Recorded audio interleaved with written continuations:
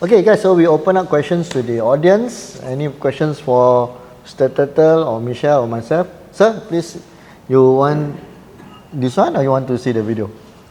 Just talk. Oh, no video, Okay. Yeah, I ask now? Yes. Okay, so in the world of tuning, right, there's a lot of tuners. US tuners, Australian tuners, all this, right? But how do you find out the good tuners from the bad tuners? Like, sometimes tuners, they live in different countries. Then got humidity, they need to take into account, right? Or some tuners, they have this full system exhaust. But then they don't take into account this kind of stuff. Or some tuners, they even mail their ECU, right? So what, I guess the question is, what makes your tune different from others?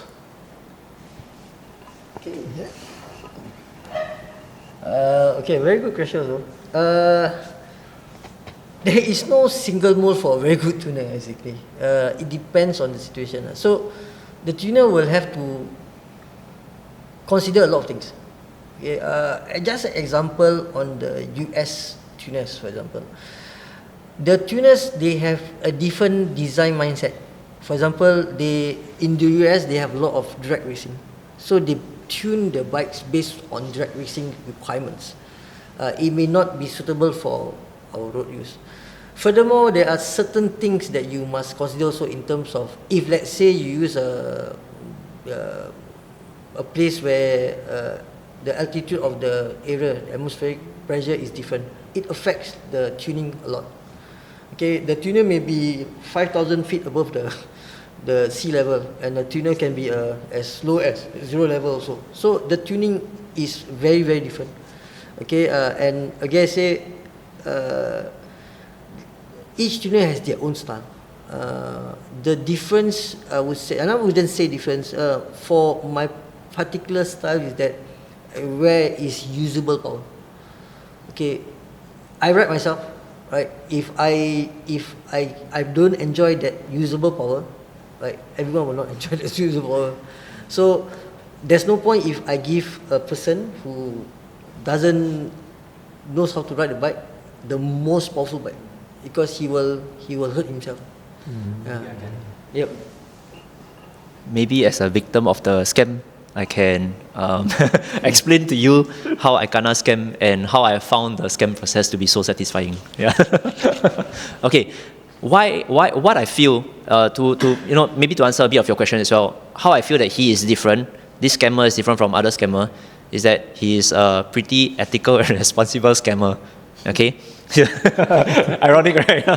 So yeah. So you have to understand, this is also why I don't believe in dyno flashing.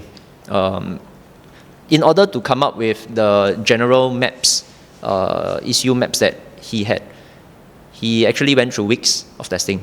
And then the individual bikes, we equipped the bikes with data gathering equipment, went out real world to test again. You have to understand, different tire, different engine oil, viscosity, things like that. They are all different. So the bikes went out with data gathering equipment, came back after rounds and rounds and rounds. Okay, adjust, go again. Adjust, go again.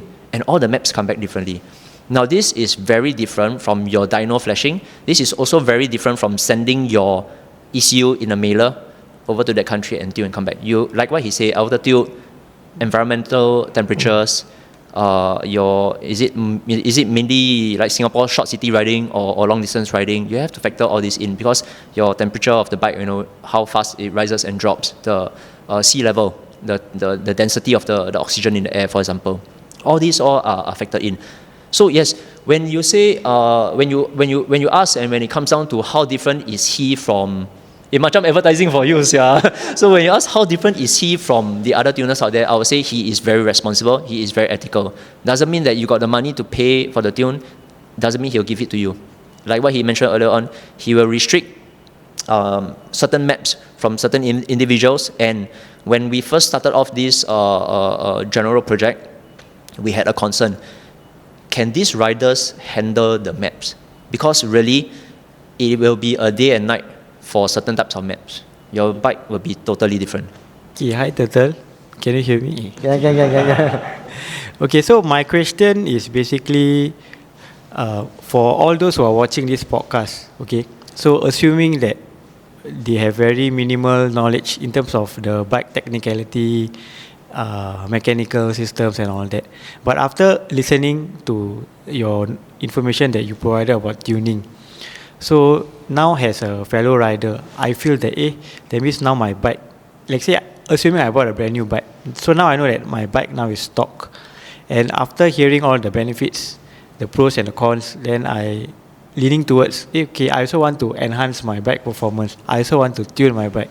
Why? Because I want my bike to perform better, and probably with better bikes, the riding skills may also improve along the way. So for an amateur like that, what would your advice be to them? Okay, thank you. Okay, can I share this answer? So I will answer the first part, then you guys will answer the other part. Alright, bro, I'm a mechanic. My experience of 10 years. Okay, in fact, I teach interns from Northlight, ITE and Polytechnics.